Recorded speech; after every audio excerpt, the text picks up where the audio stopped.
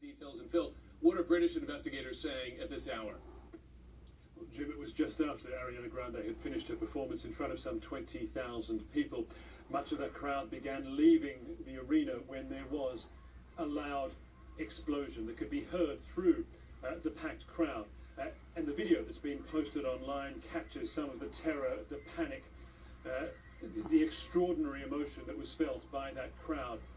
We know that, according to police, 19 people were killed. And according to local ambulance services, 59 people have been transported to a number of hospitals with a wide variety of injuries. The crowd, we know, was made up of teenagers, children, some with their parents. And it was a short time ago that Ariana Grande responded for the very first time to the events that took place outside her concert tonight. On Twitter, she said this: "Broken from the bottom of my heart, I am so sorry. I don't have words." Police in Manchester have not commented formally on what they believe was actually responsible for the blast, but they say they are treating this as a terror investigation, Jeff. Phil Black in London there, and we talk about soft targets. This is the ultimate of soft targets. Young people and their parents leaving a concert in a public space. That's right. Any parent who has a child taken to a concert, they can see themselves in that same position, walking out and something horrific like this happening. I want to talk to Zane Nabby. She is in Manchester. And Zane, and my bad. Zane, if you would set the scene for us, because you've actually been talking to some of the eyewitnesses.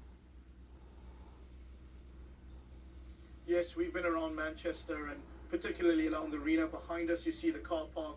The police cordon prevents us from getting closer.